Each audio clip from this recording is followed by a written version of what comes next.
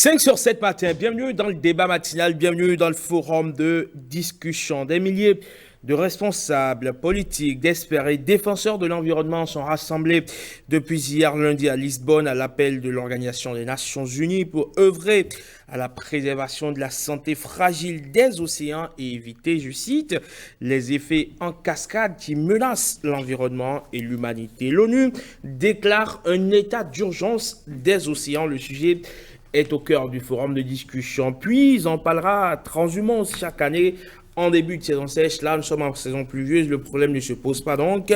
Mais des dizaines de milliers de bêtes de bétail migrent à la recherche d'eau et d'herbes fraîches avec leur lot de dégâts au Bénin. Le gouvernement a mis en place il y a un an, et c'est là tout l'intérêt du sujet, le Haut Commissariat à la sédentarisation des éleveurs. Quel bilan peut-on faire après ces 12 premiers mois de cet organe? Réponse à suivre avec mes invités qui n'ont pas changé de profil, c'est toujours les mêmes, bien sûr. Les habitués du mardi, Alain Tossounon, bonjour et bienvenue. Bonjour Eman. Comment allez-vous? Oui, je vais très bien. Plaisir de vous retrouver. Merci. Et puis Patrice Sabot, activiste de l'environnement. Bonjour et bienvenue. Bonjour monsieur le journaliste. Très réputé par ici. Alors, on démarre par le premier sujet sur la transhumance, donc le Haut Commissariat à la sédentarisation des éleveurs créé il y a tout juste un an, ou mis en place il y a tout juste un an. Monsieur Sabot, après un an, qu'est-ce que vous observez? Est-ce que vous pensez que la transhumance, je vais dire les effets néfastes de la transhumance, en l'occurrence, conflit éleveurs-agriculteurs, tout ça est désormais conjugué au passé? Bonjour aux téléspectateurs. Le fait de créer ne signifie pas que le phénomène va disparaître. Mais l'idée est très bonne et à terme, nous devons aboutir à la sédentarisation. C'est ce qu'il faut faire. Si on n'arrive pas à le faire, ce serait comme ce qu'on faisait avant. Ce qu'on a vu et sous ce gouvernement, c'est que le gouvernement communique sur ce qu'il fait sur le phénomène. On ne peut pas dire qu'avant, rien ne se faisait. Il manquait seulement de la visibilité sur ce qu'on faisait. Si on y prend garde, nous allons faire un faux diagnostic, aboutir à de fausses solutions, et le résultat auquel nous attendons ne sera jamais atteint. Pourquoi je dis ça? Vous savez que récemment à Kétou, il y a encore eu des morts d'hommes. On a failli assister à des morts d'hommes. Heureusement. Donc, le phénomène est encore là. Mais si le code précise sur le pastoralisme, précise que on a recruté des ouvriers qui travaillent pour des propriétaires d'animaux qu'on ne connaît pas. Dans ces propriétaires d'animaux, il y a de hautes personnalités. Vous allez voir des ministres dedans. Il y a des députés. Il y a des cadres de l'administration. Il y a des hommes d'affaires. Et avant, la transhumance était une activité sociale. C'est-à-dire c'était vraiment culturel. Et les peuples que vous voyez avant étaient détenteurs de leurs propres animaux. Ils en avaient 10, une quinzaine, et ils se promenaient. C'est vraiment leur activité, et ils s'en contentaient. Aujourd'hui, les rôles ont changé. Ces gens-là sont devenus des bergers et ouvriers pour d'autres propriétaires qu'on ne voit pas. Donc, ces propriétaires ont vu qu'il y a des intérêts. On peut faire de l'activité, trouver du lait, de la viande. Mais si vous trouvez du lait, de la viande, vous devez en faire une entreprise carrément. Une entreprise, c'est-à-dire vous investissez, vous savez qu'à terme, on va avoir des profits. Si l'agriculteur, lui, il a son champ, c'est son domaine, il peut l'avoir baillé, on ne sait pas, mais il a investi de l'argent, il attend quelque chose, et lui, il est un sédentaire éternel. Celui qui vient chez lui, lui n'a que les animaux.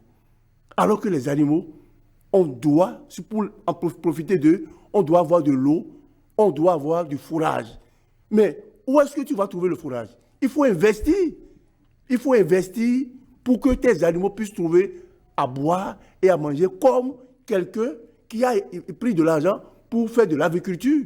Il a son enclos, il met l'argent dedans, il sait qu'à terme, il y a des œufs ou bien de la viande. C'est ce qu'il faut faire. Si on ne voit pas dans ce sens et que l'État va continuer Mon problème, c'est ça. C'est-à-dire le fait de dire que cette intégration sécurise l'agriculteur. Plus personne ne viendra le perturber. Ensuite, si on arrive à trouver de l'eau, du pâturage, et du fourrage, et un espace pour les animaux, chacun reste dans son camp, les animaux trouvent à manger, et au lieu de parcourir plusieurs kilomètres après avoir mangé un peu, et après avoir bu un peu d'eau, et gaspiller l'énergie qui devrait leur permettre d'avoir un gain de poids suffisant, rentable pour le propriétaire des animaux, si on ne fait pas ça, et qu'on dit encore autre chose, je pense que le but, l'objectif visé par le gouvernement, en disant qu'on va s'étendaliser, ne sera jamais atteint. Je vais revenir pour vous expliquer encore pourquoi je le dis, parce qu'on ne peut pas avoir des hommes d'affaires qui sont déjà riches, des ministres qui sont déjà payés par la République, des députés qui sont payés, des cadres qui sont payés, avoir des animaux, et on demande encore au gouvernement de leur trouver des espaces. Le gouvernement va mettre notre argent pour leur trouver encore de l'espace pour entretenir leurs animaux. Au nom de quoi? C'est une fausse solution. D'accord.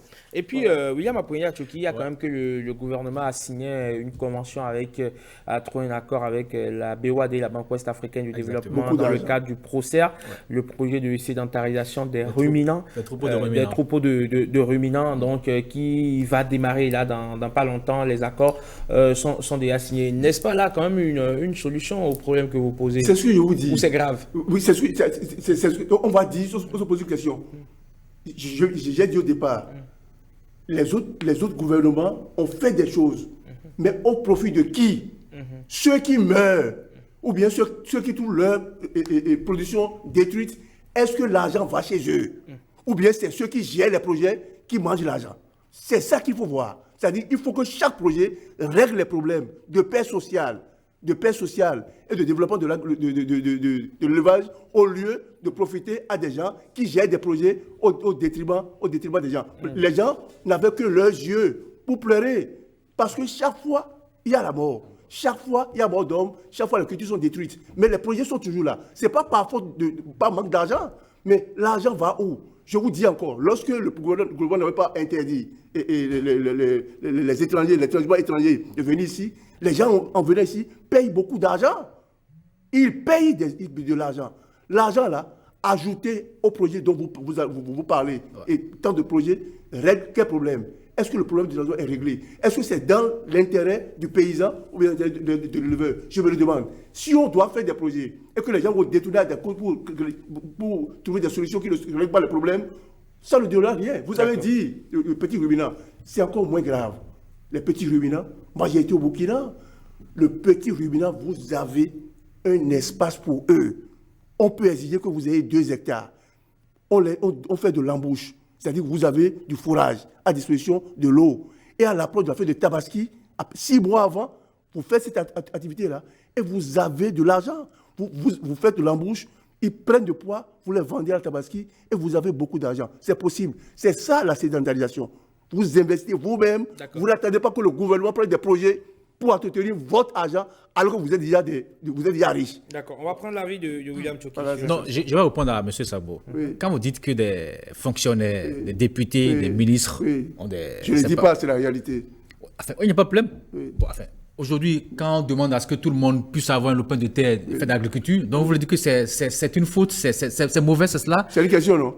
Oui, c'est une question que je pose. C'est une question que vous me posez. Oui, vous posez. Voilà, c'est ça. C'est pour vous dire que ce n'est pas, comment dirais-je, c'est pas mauvais que ces 4 ces troupeaux de bœufs, c'est pas moi qui sont confiés à d'autres personnes, ça ne fait que faire grandir le cheptel de notre pays. C'est pas ce que j'ai dit. Enfin, oui. L'État ne peut pas investir pour des gens qui ont des élevages. Investit pour le pays, pas pour des gens. C'est pas pour le pays. Pour le pays. Donc, le paysan qui est là, lui, il a sa terre.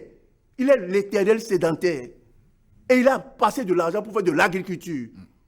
Il a investi. Il sait qu'à terme, il va récolter des bénéfices. Mais ce cadre aussi a investi en achetant cette tête de bœuf. Il ne suffira pas d'acheter. Ben enfin, ok. Il faut entretenir. Ce berger qu'il a pu recruter aussi, il est payé. Et ça suffit. Et si il achète des animaux. Vous voulez qu'il fasse quoi? Non, il achète des animaux. Non. Si tu achètes des animaux, tu achètes des poussins par exemple, tu les mets dans un enclos. et tu vas dans ta maison, tu allais te coucher. Mais Viens il faut demain. les nourrir, justement. Il faut les nourrir. Justement, il faut les Donc, nourrir. tu sors de l'argent dans ta poche. Mais qu'est-ce que vous pousse qu'il ne soit pas de l'argent, Mais ces cadres-là? pourquoi va-t-on dire... Pourquoi va-t-on dire? Parce que ce que j'entends, Ouais. on dit que c'est l'État doit aménager un espace pastoral pour ces bêtes-là.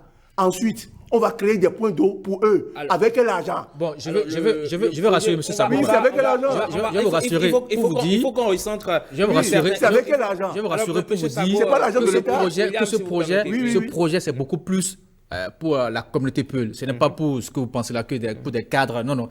C'est d'abord pour ces populations qui ont pour activité, enfin, d'abord, ces bœufs qui sont en déplacement. Oui. C'est d'abord pour ces populations-là. Je- C'est pas pour ces cadres je dont vous vous parlez. rassure, monsieur. Et puis, Non. le truc que je vais vous dire, ils sont C'est pas combien? les animaux. Ils sont Vous combien ces permettez, cadres? vous Ils sont permettez. combien ces cadres à voir? C'est les troupeaux. Mais moi- nous, on est sur le terrain et on sait que la plupart des troupeaux que nous avons aujourd'hui Ouais. n'appartiennent plus. Je n'ai pas dit peu Non, ici. quand vous dites la plupart, non, mais c'est C'est la exagéré. vérité Non, que comment je dire- vous dis. On ne D'accord. veut pas essayer Moi, de je suis un bavarder. peu de cette communauté. Je suis Oui. un peu de cette communauté. Mais Oui, dire que la plupart des troupeaux n'appartiennent pas à cette communauté-là. N'appartiennent moi- plus à Non, ces non, principes, non, à non, ces- moi, à je ne ces- suis pas d'accord avec ce que vous Ah, dites, M. d'accord, Sabo. D'accord. Ok, Alors, maintenant, revenons au bilan. On va vous permettez, William Tchoki, on va redescendre un peu le mercure. Le temps de prendre l'avis d'Alain Tourchon sur... vous me posez une question, je n'ai pas voulu que je fasse le bilan. On va revenir à vous tout à l'heure.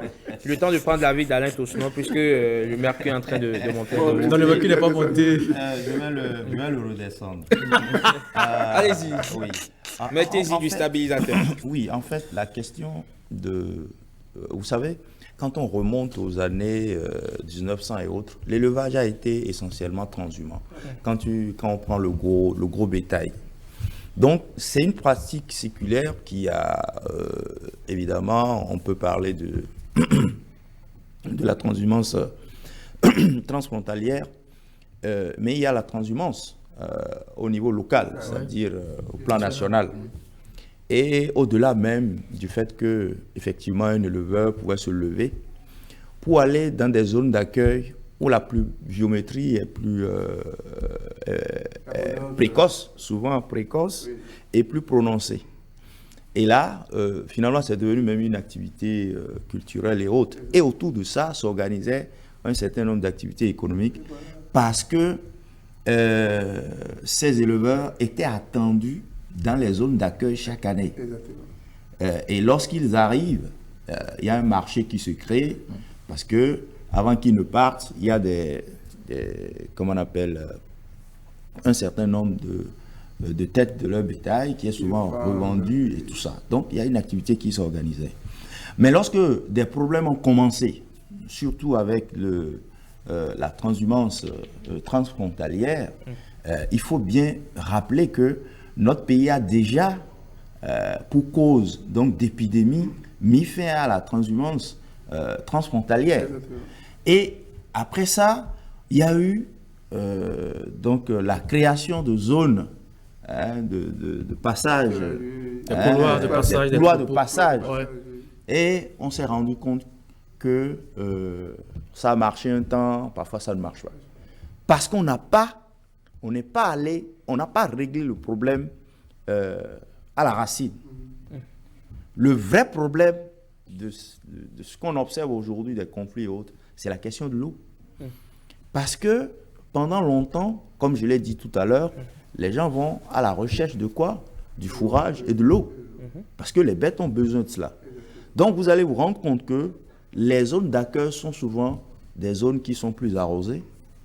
Et autour donc de ces ressources en eau, vous avez souvent du fourrage naturel. C'est-à-dire qui n'est pas, c'est pas des cultures.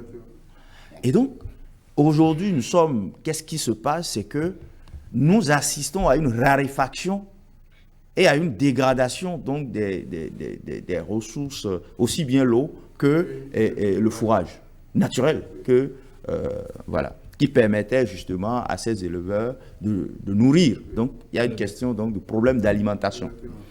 Alors, la solution que vous avez mis le Haut Commissariat, donc, on a eu, sur le plan donc, de la loi, il y a eu des évolutions. Donc, on a essayé donc, d'améliorer le cadre juridique avec les couloirs donc, de passage et tout ça. Et on a vu qu'on n'a pas réussi à régler le problème. Maintenant, aujourd'hui, le gouvernement actuel déjà a pris la décision d'arrêter donc la transhumance transfrontalière, mais malgré ça, on a vu que le phénomène a continué. Et maintenant, la solution trouvée, c'est d'aller vers la sédentarisation. Donc, il y a la création donc, de ce haut commissariat, mais il y a également ce projet de sédentarisation, le PROCER, qui donc ambitionne non seulement donc, de créer des campements, je crois que c'est jusqu'à 126 campements, mais aussi d'accompagner un certain nombre d'éleveurs, je crois environ 5000 éleveurs, donc pour pouvoir donc, avoir sur place et pas commune, on aura des espaces et les éleveurs pourront alors donc cultiver leur fourrage, mais aussi avoir un petit ruminant, voilà. Ou aussi avoir de l'eau. Alors, je crois que déjà, l'idée d'avoir donc une institution qui adresse donc ce problème-là, parce que nous avons des pertes en vies humaines chaque année, et tout ça, il faut dire que déjà c'est un pas. Je dirais que c'est un pas important. Et ensuite, on a des projets, on a de l'argent qui arrive pour pouvoir organiser tout ça. Mais la question, c'est de dire, est-ce que vraiment on va régler durablement ce problème? Alors, c'est là toute la question. Et je crois que par rapport à cette problématique, c'est des solutions, donc ces solutions qui sont envisagées. Je n'ai pas dit que, par exemple, si vous prenez dans la commune de Gogounou, qui est un bastion en matière d'agro-élevage, c'est 1000 hectares qu'on va valoriser pour permettre donc à ces éleveurs qui sont dans cette zone-là de pouvoir le faire. Mais la question, c'est de dire, est-ce qu'avec tout ça, on va pouvoir régler définitivement le problème? Alors, on ne peut pas le dire maintenant parce que le projet, je crois, ça a été lancé en décembre 2021 concernant le PROCER.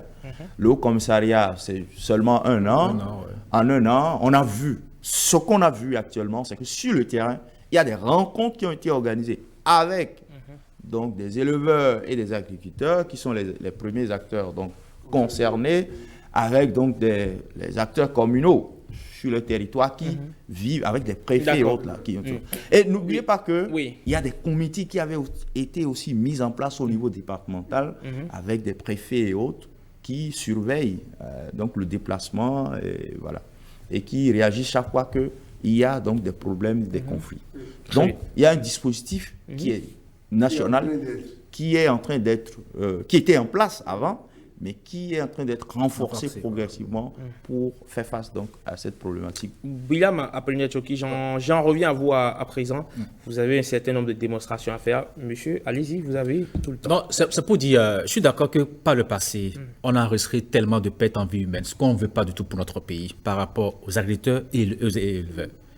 Mais depuis que cette décision est prise, la création du Haut Commissariat à la sédentarisation des ruminants, avec le projet, le PROCER, on a quand même vu que le phénomène a baissé. Même si on ne peut pas dire que c'est zéro, on n'a plus de pertes en vie humaine, mais on a vu quand même qu'en un an, qu'on n'a plus ces conflits fréquents, parce que presque chaque jour, on avait dans telle localité, dans le département des collines du Zou, où on dit que chaque fois, il y a des pertes en vie humaine, il y a des cultures qui sont dévastées, mais au moins ça a baissé.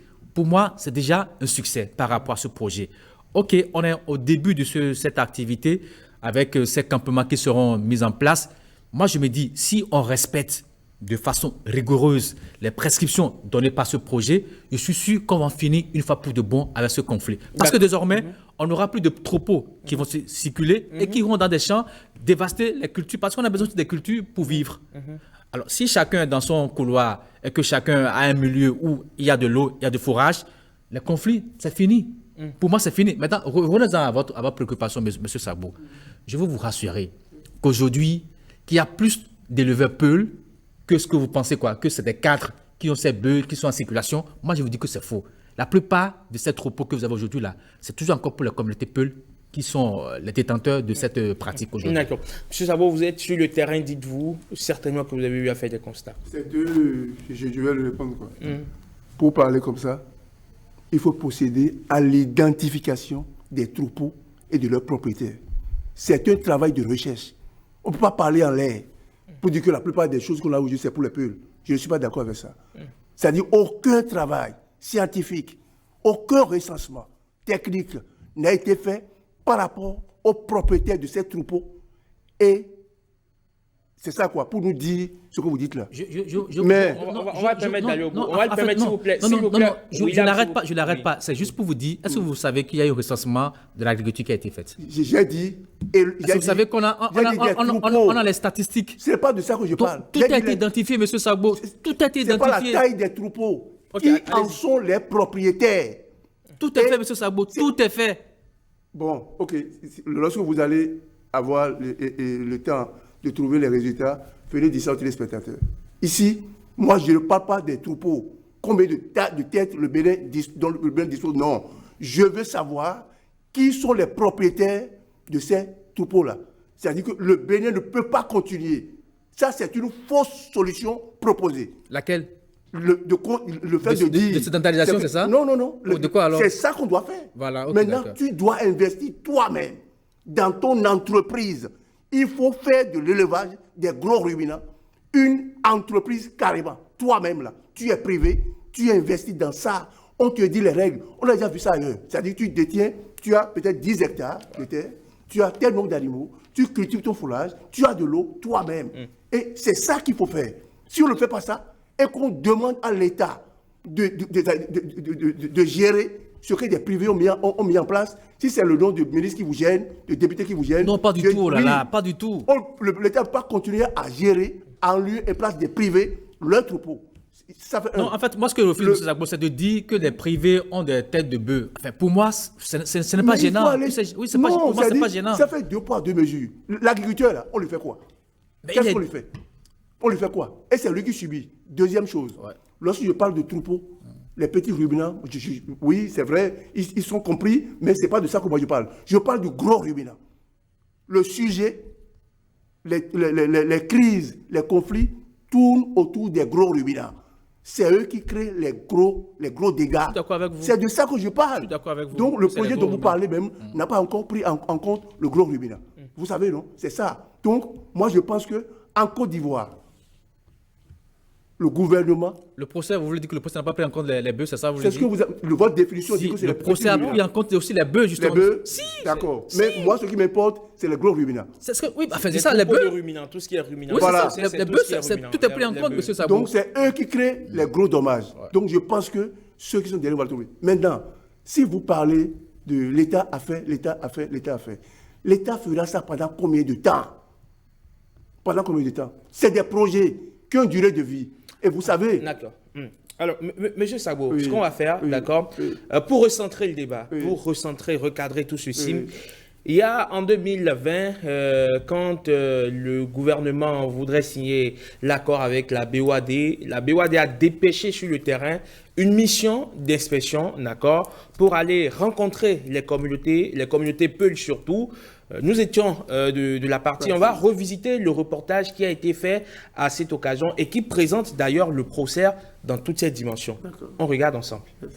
Les Peuls, une communauté nomade du fait de la transhumance. Avec leurs bêtes, ils parcourent monts et vallées, champs et hameaux à la recherche de ressources pastorales. Dans ces périples à la destination incertaine, dans ce nomadisme congénital, surviennent des dégâts, des conflits qui opposent éleveurs et agriculteurs. Les chiffres au Bénin sont effroyables. Rien qu'en 2017-2018, 1153 hectares de culture ont été dévastés, 20 greniers de vivres incendiés, 50 personnes gravement blessées et 46 autres tuées. Une situation pour le moins chaotique. Le gouvernement veut prendre la mesure de la situation en initiant le projet de sédentarisation des troupeaux de ruminants au Bénin. Procès. Lorsqu'on regarde notre élevage au Bénin ici, on voit que la plupart des élevages de ruminants, puisque l'effectif de ruminants est assez important. On est à près de 2 500 000 de bovins et puis 3 millions de petits ruminants. Mais on remarque que la plupart, près de 90%, sont élevés souvent sur des systèmes extensifs. Et la plupart du temps, les éleveurs sont obligés de parcourir une grande distance pour pouvoir nourrir les animaux. d'abord, mais aussi leur trouver de l'alimentation. Lorsqu'on est dans ce système-là, on voit que les races qu'on a au niveau des ruminants n'arrivent pas en fait à exprimer leur potentiel. Donc, ce serait bien alors de pouvoir mettre les animaux sur place, réduire au maximum tous leurs déplacements pour que ce qu'ils mangent puisse être converti en production animale. C'est essentiellement pour ça qu'il faut sédentariser les animaux. Nous sommes ici à Dougoulaï, une localité de la ville de Gogounou, située à plus de 500 km de Cotonou, au nord du Bénin. La région est à forte dominance Peul. L'élevage et l'agriculture sont les principales activités. Voici le site qui va abriter la ferme pilote. Elle sera implantée sur 1000 hectares répartis sur 4 km. Le domaine a été spontanément mis à disposition par la mairie. Elle s'est assurée qu'il ne souffre d'aucune controverse. Le conseil communal s'est réuni en session extraordinaire. On a délibéré sur ce domaine et tous les papiers sont là. Je pense que le problème ne se pose pas. Il n'y aura pas un problème de litige au niveau du terrain. Non. Tous les documents sont là et le domaine est protégé. Le domaine est mis à l'utilité publique.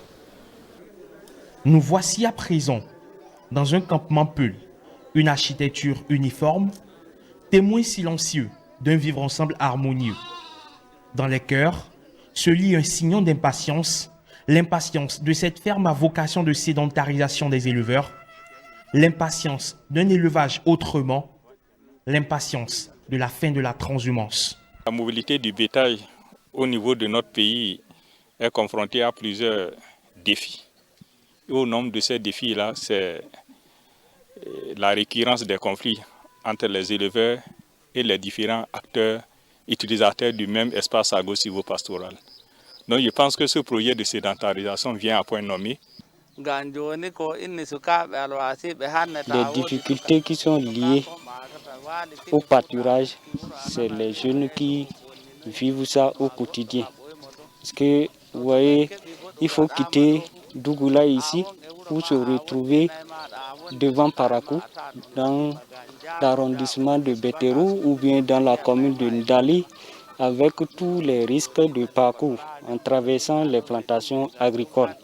Donc c'est des conflits, certains parmi nous connaissent des tueries et des pertes de nos bétails.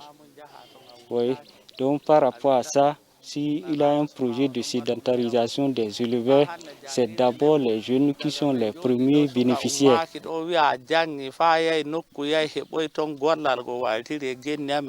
Ce projet va nous aider à nourrir bien nos animaux et à améliorer la production. Et même à améliorer le prix des animaux, parce que quand l'animal est en bonne forme et vous l'amenez au marché, vous allez gagner. Je vous donne un exemple. Nous avons vu ici un bœuf qu'un éleveur a amené et qu'on a vendu dans le petit marché de Gorgoune ici à 1 500 000. Ça veut dire que c'est bien gardé. Ce projet vient donc régler aussi, de fait, un problème social tout en maximisant les performances comme la production laitière qui passera d'1,5 litre à 2,5 litres par vache chaque jour. Un accroissement conséquent qui servira de pilotis à une transformation de masse. Le procès séduit, la Banque ouest-africaine de développement flaire déjà les retombées. Peut-être sera-t-elle le bras financier. Au centre de ce projet se trouvent les éleveurs, un projet qui va à terme s'étendre dans tout le Bénin. Dans ce marché à bétail, bientôt les ruminants seront encore plus nombreux. L'abattoir qui tournera davantage. Le projet de sédentarisation des ruminants au Bénin veut révolutionner un secteur de l'élevage pas assez exploité à la hauteur de ses potentialités. Voilà donc ce qu'il en est, messieurs, de ce reportage, monsieur Sabo. Très bon reportage. Très bon reportage. Il faut montrer ça à tout le monde et que ça puisse faire école dans toutes les communes. Ce que je retiens là, c'est que chaque commune doit prendre ses responsabilités et saisir cette opportunité pour dire ça peut renforcer l'économie locale. Là, je pense que les animaux qui vont venir et l'élevage, l'eau, tout ça contribue au développement de l'économie locale, renforce l'économie locale. C'est ça qui est bien. Je ne pense pas qu'on puisse leur dire venez manger, venez boire à crédit. C'est pas vrai. À terme, c'est pas le marché est à côté. Donc, si on peut amener chaque commune à prendre de ces genres d'initiatives, comme à Banikouara par exemple, le maire de Banikouara m'a séduit. Il a dit des choses extraordinaires. La commune a fait des choses extraordinaires pour délimiter les espaces, répertorier. Le maire de Gogounou. Non, Banikouara. D'accord. Banikouara, il a fait ça. Donc, moi, je pense que si on va vers les communes et on fait les projets avec elles directement, au lieu de mettre des intermédiaires, ça ne marchera pas. À côté de ça, on doit aussi encourager les privés à prendre des initiatives personnelles. Parce que ça devient, j'insiste sur ça, ça devient entreprise. Tu dois investir à côté de tes animaux-là. Tu dois savoir que je dois acquérir des hectares, avoir de l'eau, ou avoir du fourrage sur l'espace. Ensuite, il faut faire en sorte que ces petits éleveurs puissent avoir un marché d'accès.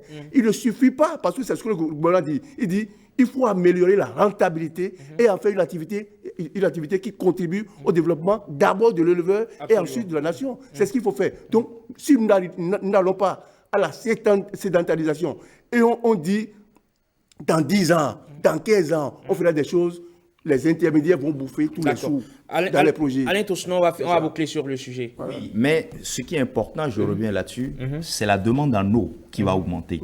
Parce que le problème même, c'est la question de la disponibilité de l'eau. Ça veut dire que tout cet investissement qui est en train d'être fait, il faut qu'on s'assure que dans ces espaces qui seront aménagés, que l'eau est disponible. Donc, et j'insiste, il faut continuer à investir dans la recherche pour la connaissance de la ressource. Donc, parce que si on identifie les espaces et qu'on se rend compte après qu'on ne retrouve pas de l'eau, parce que l'eau peut être là disponible aujourd'hui, mais dans 10 ans, 20 ans, est-ce que cette eau sera disponible? C'est pour ça que nous devons continuer avec la valorisation donc, des ressources en eau et au niveau des différents bassins également. C'est vrai, il faut aller aussi vers la réalisation des barrages qui ont été identifiés après les schémas directeurs d'aménagement qui ont été mis en place. Donc, et on a dit au niveau des bassins ce qu'on doit avoir comme barrage, comme retenue d'eau pour suppléer tout ce qu'on est en train de faire. Absolument. Parce qu'il va falloir rechercher de l'eau souterraine, des eaux souterraines pour que ces investissements-là soient valorisés. Sans quoi, on va avoir de l'eau aujourd'hui, dans 10 ans, 20 ans, peut-être qu'on n'aura pas suffisamment d'eau. Donc, c'est important. Et je voudrais aussi qu'on fasse la connexion entre ce projet-là, le projet, et puis le projet PAFILAV, qui avait été financé par la Banque africaine de développement et qui avait permis, au niveau de nos fermes, les fermes d'État qui existent, il y a eu des expériences très intéressantes parce que nous avons des races locales de bovins qui ne sont pas riches en lait et en viande. Il y a eu aujourd'hui des bœufs qu'on a amenés du Brésil, des bœufs girlandos, des espèces, et on a créé donc, comment on appelle on a fait des inséminations. On a fait des inséminations, mais également, il y a de façon naturelle, certains privés ont pu acquérir cela. Donc, et je crois qu'il faut absolument aussi investir dans ça pour que nous ayons, parce qu'il ne faut pas juste régler le problème du conflit, il faut qu'on règle aussi le problème de la production du lait et de la viande. Du lait et de la viande, parce que nous sommes encore dans une dépendance en matière de lait et de viande et c'est pas bon. Donc il faut créer la connexion avec le projet PAFILAV qui avait permis quand même d'avoir des expériences très intéressantes et aujourd'hui qu'il faut mettre aujourd'hui à l'échelle. Donc c'est important. Maintenant pour terminer, c'est que c'est vrai, il faut surtout pas oublier les petits éleveurs et ceux qui font de l'agro-élevage. Pour que, comme le dit le doyen Sagbo, je suis tout à fait d'accord avec eux, que les privés, les super privés qui sont détenteurs des fermes ne prennent pas le gros lot au détriment des petits producteurs ou agro-éleveurs qui ont plus besoin donc de l'appui de l'État.